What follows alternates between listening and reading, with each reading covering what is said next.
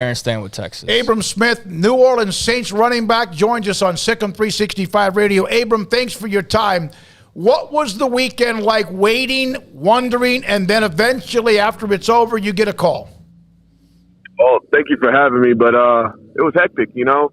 You're sitting there, it's 3 days long, and you kind of get, I guess you could say, a lot of people would say, twiddling your thumb, you know. Just wait on that phone call. So for me, a lot of stress, a lot of trying to get my mind off of it, but very stressful for the last those 3 days that I was sitting there watching the draft.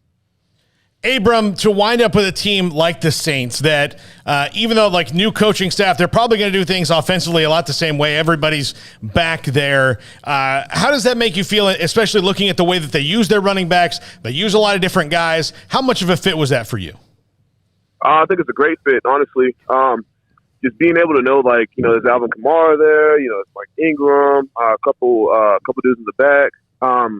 Just seeing how they use their running backs and, you know, the schemes they have like set up for them, and knowing that, you know, it won't be a full workhorse deal, even though that's my deal. I know how to share time with, you know, maybe it'd be Alvin Kamara, Mark Ingram. I know how to share time, so I think it's a perfect fit for me just to be there with the Saints. And, you know, there's of course there's Jeff Ireland, and, you know, he comes out of Baylor, so just being over there and just being somewhere where I'm loved, I think for me that's more.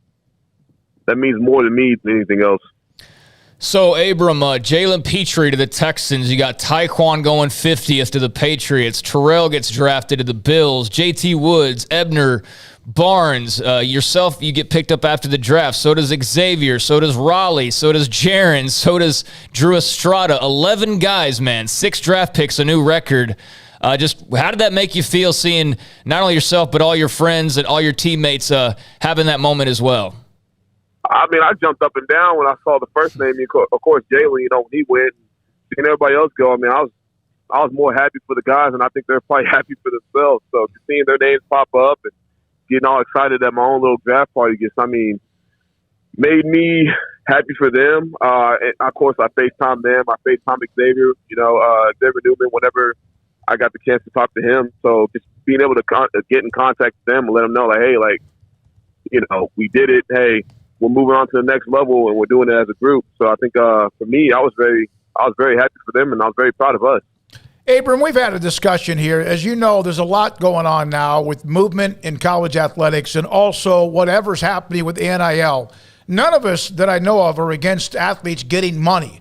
But now there seems to be, even when someone's on a roster, getting either a call or, hey, why don't you come into the transfer portal? We'd like to do this. And some big names are involved. Would your career have ever been as fulfilling as it was, or Jalen or whoever else, had you all been interrupted by any of that rather than what you had to go through, the ups and downs as a student athlete at Baylor? Honestly, I mean, of course, it's all the beginning of that, but we're never interrupted by any of that. I think, you know, you take a couple phone calls here and there, you meet people after the game, but, like, other than that, the NIL deals for all of us kind of like, you know, mostly through like our own brands, our own T-shirts, our own stuff like that. I think right now when I look at it, I still think none of my play, none of how or where I was going to be would have been interrupted by any of that. So do you think it's going to be on individual guys to kind of decide what they want to be, as opposed to maybe being swayed by a lot of this noise out there? I feel like, yeah, I think you want to see what's best for you and what better fits you, rather than being swayed by, you know, maybe like an offer here, a deal there, maybe some money here for another school that might want to take you in the draft or in the portal. So I feel like personally, individually, I think people should look out. The guys should look out for themselves and kind of just see what better fits them rather than where the money's at, especially in the college level. So, Abram, let's take the NIL part out of this, just your journey in general, from being a freshman all the way back in 2017. Obviously, the program is kind of limping along at that point. You know, you played, after that, but there was a time at linebacker and then back to running back and all that. The ups and downs of the team itself as well, to where you guys go out on the highest of notes possible. Just how did the last few years shape you as a man? How did the last few years of the ups and the downs shape you as a person and help you become who you are today? A lot of adversity that we not only myself individually had to battle through, but like you can kind of see it on the teams. You know, when we first got there, 1-11, and kind of just had to grow to two different cultures, of course, and then I think shaping me as a man, I think it shaped me to know that like, hey, not everything's going to be set in stone, and like eventually you're going to have to adapt to new things here and there, and that you know life itself is hard, but you know there's always like I like to say, you know, it's not going to rain forever. There's always light at the end of the tunnel. So. And when it comes to shaping me as a man, it's like there's going to be obstacles in life. There's going to be hard times in life. But at the end of the day, you know, the hard times are going to fade away and the good times are going to show up. Abram, correct me if I'm wrong, but was former Baylor running backs coach Jeff Lebby someone who recruited you even when you were at Abilene, like after a track meet? And then, of course, we know that there was a transition to Coach Rule. But who was the first one at Baylor to get in touch with you?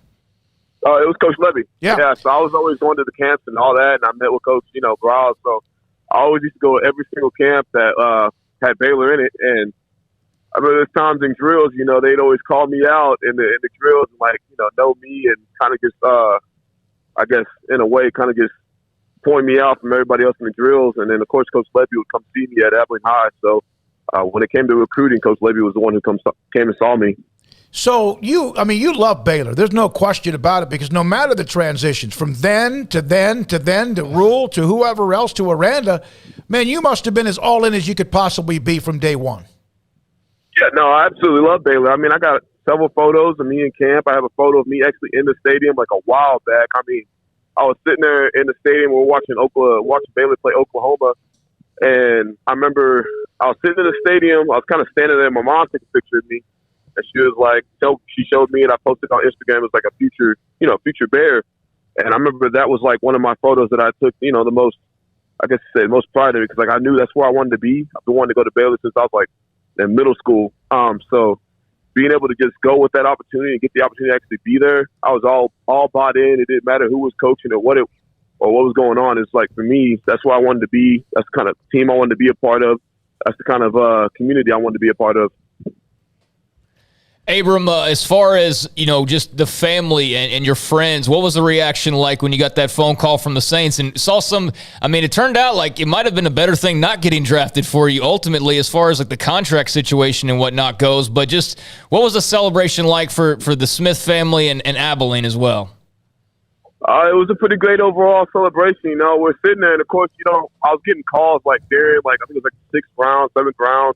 So just being able, it's kind of like, you know, you're negotiating like that little free agency deal. So I was getting calls in between, and I remember I told my dad when it was all said and done, I said, hey, well, you know, we didn't get the phone call we wanted, but we got a phone call indeed. So, you know, here we are. I told him, I told my mom, all together. I was like, well, we're a Saint now. So, you know, that's where we're going. I'm going to New Orleans. And I remember hugging my mom. My mom started crying. So, of course, I got to cry. And then, you know, my dad, you know, he was kind of like keeping a straight face, you know, deep down inside, he wanted to cry. But overall, everybody's excited. I mean, like a lot of hugs, even popped the champagne bottle just for, you know, my mom so that way she can get that video. But overall, it was great. Great overall celebration. Everybody loved it. And you know a little thing about playing in the Superdome, don't you?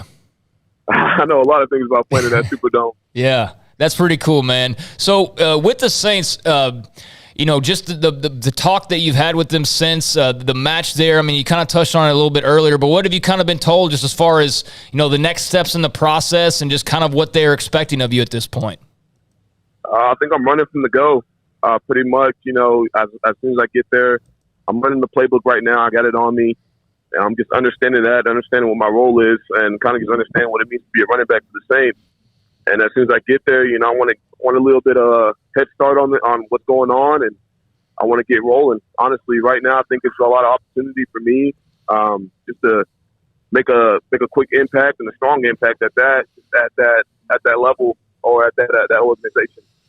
11 players from Baylor are entering the National Football League, some drafted, some not, but all 11 have the same opportunity to go prove it, make a team, and start a professional career. Abrams Smith, Abilene High School, Baylor University, now a part of the Saints, is a part of that 11. Abram, we enjoyed covering you. We appreciate you all the times. Your unbelievable senior year as a running back at Baylor, but even before that, thanks for your time. I appreciate y'all. Abrams Smith of New Orleans Saints with us on Sikkim 365 Radio. We're going to keep it here. Logan Hall, who was drafted the first pick in the second round by the Tampa Bay Buccaneers. We had Logan on about a month and a half